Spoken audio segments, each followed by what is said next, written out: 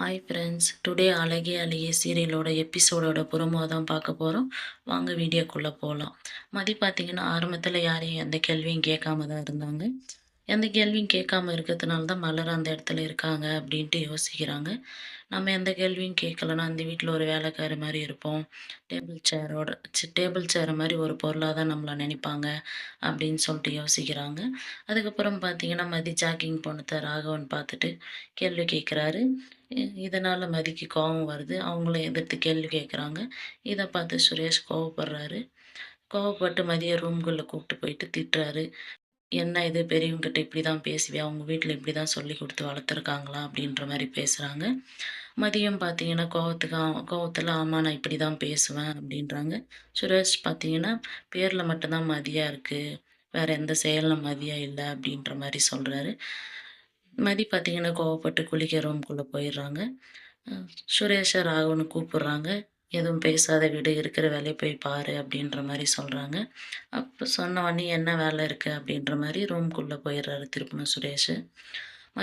மதி குளிக்க போனவங்க dress change பண்ண வெளியே போகணும்னு சொல்லுவாங்க அப்படின்னு சொல்லிட்டு சுரேஷ் நினைக்கிறாரு. ஆனால் மதி பார்த்தீங்கன்னா குளிக்க போகும்போதே ட்ரெஸ் எல்லாம் எடுத்துகிட்டு போயிட்டு ட்ரெஸ் சேஞ்ச் பண்ணி வராங்க. வெளியே வந்துட்டு தலையை துவட்டிக்கின்னு கிச்சனுக்குள்ளே போகிறாங்க. மலர்கிட்ட போயிட்டு ஏதாச்சும் பண்ணுமாக்கா அப்படின்னு சொல்லி கேட்குறாங்க. இல்லைம்மா டிஃபன் முடிஞ்சது, லஞ்சு தான் ரெடி பண்ணோம் அப்படின்ற மாதிரி சொல்கிறாங்க. ஏதாச்சும் வெரைட்டி ரைஸ் ரெடி பண்ணிக்கலாம் அப்படின்ற மாதிரி சொல்கிறாங்க. இல்லை கூட்டு பொரியல் தான் ரெடி பண்ணோம் அப்படின்ற மாதிரியும் சொல்கிறாங்க. அங்கே பார்த்தீங்கன்னா லக்ஷ்மி வராங்க. அங்கே வந்த உடனே மலர் கேட்குறாங்க, என்ன அத்தை இவங்கள தங்கராஜ் விருந்துக்கு கூப்பிட்டு இருந்தாங்களே அப்படின்னு சொல்லி கேட்குறாங்க. இல்லை இவங்க இன்னும் கொஞ்ச நாள் போட்டோம், இப்போ எலியும் பூனையுமா இருக்காங்க அப்படின்ற மாதிரி சொல்கிறாங்க. நான்வெஜ் ரெடி பண்ணுமே, முட்டை வேய் அப்படின்ற மாதிரி சொல்கிறாங்க. மலர்கிட்ட மதி கேட்குறாங்க எத்தனை முட்டை வைக்கணும் அப்படின்னு சொல்லிட்டு. அதுக்கு லக்ஷ்மி 10 முட்டை வேயின்றாங்க. மதி பார்த்தீங்கன்னா நம்ம வீட்டில் 10 பேர் தான் இருக்கோமா அப்படின்னு சொல்கிற மாதிரி கேட்குறாங்க. இவளுக்கு எதுக்கு, இவளுக்கு வேண்டாம் அப்படின்ற மாதிரி மலருக்கு சொல்கிறாங்க. ஏன் அவங்களுக்கு வேணான்றீங்க, அவங்க தான் நம்ம வீட்டில் அதிகமாக வேலை செய்கிறது அப்படின்ற மாதிரி மதி சொல்கிறாங்க. இதுக்கப்புறம் இவகிட்ட பேசி ஒன்றும் இதாகிறதில்ல அப்படின்னு சொல்லிட்டு லக்ஷ்மி வெளியே வந்துடுறாங்க. அங்கே பார்த்தீங்கன்னா சுரேஷ் வராரு.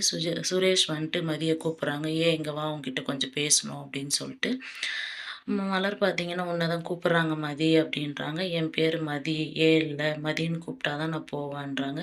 வா மதி உங்ககிட்ட பேசணும் அப்படின்னு சொல்லிட்டு ரூம்குள்ளே கூப்பிட்டு போகிறாங்க. ரூம்குள்ளே கூப்பிட்டு போயிட்டு என்னோடய வேலைக்காக நீ ஹெல்ப் பண்ணு, உன்னை இந்த வீட்டில் யாரும் வேலைக்கு போக விட மாட்டாங்க, நான் உனக்கு ஹெல்ப் பண்ணுறேன் அப்படின்ற மாதிரி சொல்கிறாங்க. இல்லை நான் உங்கள் அப்பா கிட்ட பேசிட்டேன், எல்லாம் ஓகேன்னு தான் சொல்லிட்டாங்க, நான் வேலைக்கு போக போகிறேன். இல்லை நீ காலையில் பேசுனதுக்கும் இப்போ கிச்சனில் பேசுனதுக்கும் உன்னை வேலைக்கு போக விட மாட்டாங்க, நான் உனக்கு ஹெல்ப் பண்ணுறேன், நீ எனக்கு ஹெல்ப் பண்ணு, என்ன பண்ண சொல்லு அப்படின்னு சொல்லி கேட்குறாங்க. அதுக்கு பார்த்தீங்கன்னா சுரேஷ், நீ அவங்கக்கிட்ட பேசு அப்படின்றாங்க. சரி நான் பேசுகிறேன் அப்படின்ற மாதிரி சொல்கிறாங்க. இதுக்கு மேலே நீங்கள் உங்கள் மாமா பொண்ணோட பிரச்சனையில் எதுவும் தலையிடக்கூடாது. அவங்க கல்யாணம் பண்ணிக்கிறதும் பண்ணிக்காத அது அவங்களோட விருப்பம். எதாக இருந்தாலும் நீங்கள் வீட்டில் பேசி தீர்த்துக்கோங்க அப்படின்னு சொல்லிட்டு நீங்கள் அட்வைஸ் பண்ணுங்கள் அப்படின்றாங்க. அப்புறம் பார்த்தீங்கன்னா எஸ்பி ஆஃபீஸ்க்கு போகணுன்னா தங்கராஜ் கூட வரக்கூடாது, நீங்களும் நானும் மட்டும்தான் போகணும் அப்படின்ற மாதிரி சொல்கிறாங்க. சுரேஷும் மதியம் எஸ்பி ஆஃபீஸ் போகிறாங்க. அவங்களும் பேசுகிறாங்க. சுரேஷ்க்கு வேலை கிடைச்சிது.